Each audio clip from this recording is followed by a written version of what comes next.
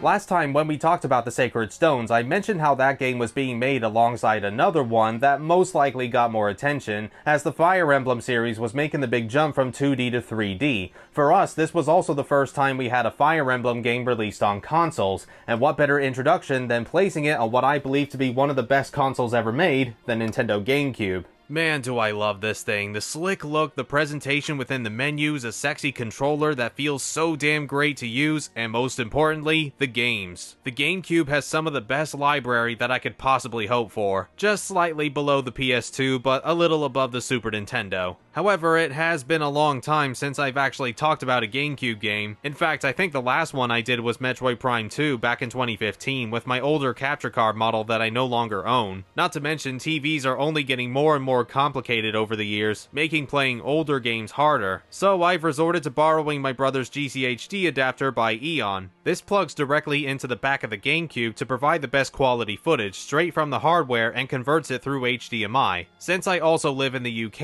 and play games from the PAL region, meaning the amount of hertz used on TVs at the time were different between here and the US, I ended up stuck recording the older games at 30 frames per second with previous footage, but with the GCHD adapter I can run video at the full 60 frames per second. Now, it doesn't make the visuals super crisp or anything, that's pretty much impossible with how old the GameCube is, so emulation is still the way to go for that, but in terms of having the most authentic experience, this is a great way to do it. The adapter itself is rather pricey sadly, and Eon are currently only taking back orders, so I'm not sure if they're still being made these days, but if you can get one or something similar, definitely do so. Right, sorry, I'm supposed to be talking about Path of Radiance. It only came out a few months after the Sacred Stones, with the director once again being changed, this time to Masayuki Horikawa, who would later direct the DS Shadow Dragon remake, with the character artist no longer being Sachiko Wada, but a newbie to the series, Senri Kaida. Apologies if that's not how you pronounce it. As development for Path of Radiance came to an end, one of the producers for it, Toru Narihiro, actually felt as if the game was unfinished and had some regrets about the overall quality, considering Path of Radiance to only be about 70% done by the time it released. I can already tell you that in my opinion, it certainly doesn't feel that way at all, and Path of Radiance is still to this day often regarded as one of the best Fire Emblems in the series. That does make me wonder though, if this game was completed to its fullest, could it have somehow been even better? Well, good luck experiencing Path of Radiance as is anyway, because unfortunately this is one of the most expensive Fire Emblem games to buy nowadays. I don't think it's necessarily rare, but it can still be very hard to find a copy online that doesn't cost hundreds of dollars. I'm not even exaggerating, that's how pricey this game can be, including the ones that aren't new and sealed. This is why we desperately need a re-release of some kind, both for Path of Radiance and its sequel Radiant Dawn. How much longer do we need to put up with this just to play the games the way we're meant to? Well, I hope you all appreciate everything I do for you. I had to spend a pretty penny to get this game, and it doesn't even come with the manual, which granted did reduce the price a bit, but it still wasn't cheap. Anyway, here it is, in my hand, an actual physical copy of Path of Radiance. Yeah, I know, I could have just used the Dolphin emulator to run the game that way for free, but I like to be as authentic as I possibly can, and I've been meaning to add this in my collection for a long time, so I guess it all works out. Alright, let's pop this baby in and see what we've got. Okay, got a pretty cool opening sequence before the title screen showing you what to expect. Now to pick a new game and check out the story. Ooh, we start with the CG cutscene. We are getting fancy. There's even voice acting this time, and it's not very good. Missed that song. Ah, you're up. About time. Wow, that actress couldn't have sounded any more disinterested if she tried. Although you'll notice that with pretty much all of the characters in these cutscenes. It's a shame that there are so few of them throughout the entire game because they all look really good for this generation. But god, does the acting kill the atmosphere intelligent systems were going for. Emotion is completely sapped away and everybody just sounds like they do not have a care in the world about what they're saying, which given the story's themes is very sad to say. Mike, stop it. How can I— Did anyone teach you how to hire mercenaries? No, but that's not the same. How to win back lost allies? How to win back your lost kingdom?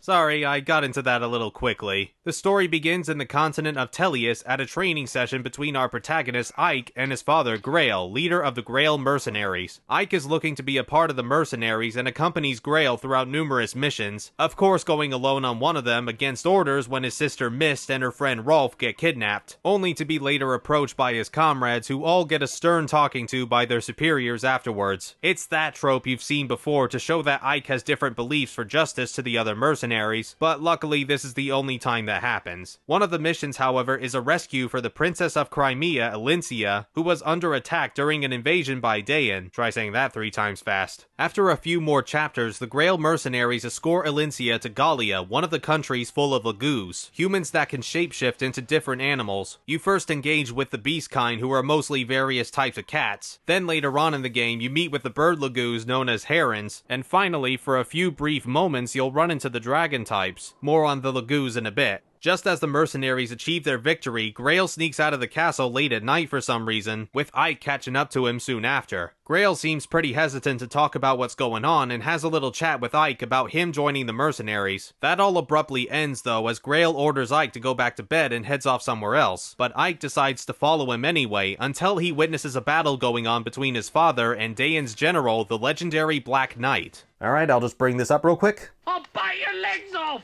Okay, good.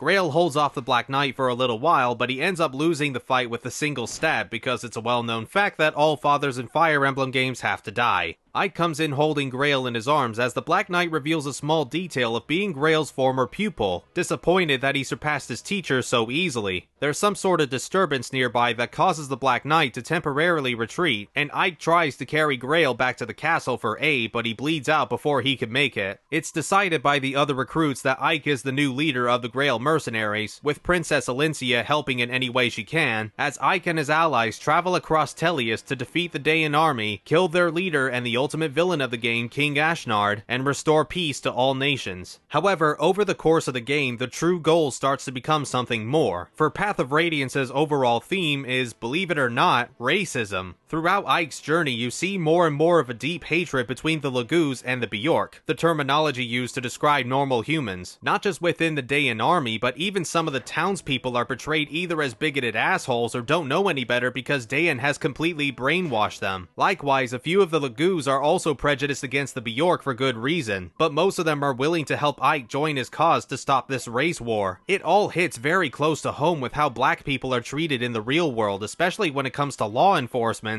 and how white people get away with so much. Alright, I get that a majority of the Lagoos are still white, but the principle stands. Path of Radiance even has a racial slur for the Lagoos known as subhuman that irks them so much whenever it's said. It's the equivalent of that one word that is sure to get me banned from YouTube if I mutter it. We've seen plenty of RPGs where there's some mystical character that's the only one of their kind and all of the villains are trying to search for them, but I don't recall one centering around an entire species and handling racist issues the way this game does. Path of Radiance has one of the best Fire Emblem stories I've experienced in the series because of this premise, but adding even more tension is the Black Knight. The name is stock as hell, but this dude is one awesome villain. He doesn't say a lot, but he has a very threatening presence to him, and whenever he randomly appears in a chapter, either during story or gameplay, you know shit's about to go down, killing anything in one shot even at a distance. I'll never forget the time I had to direct my army to a nearby ship with a whole lot of enemies in the way, and as I got close to the end, right out of nowhere the Black Knight came out of one of the houses, and I was like, oh Christ, oh Christ, oh Christ, oh Christ, everybody on the boat right goddamn now! Come on Zyhark, you can make it, come on buddy!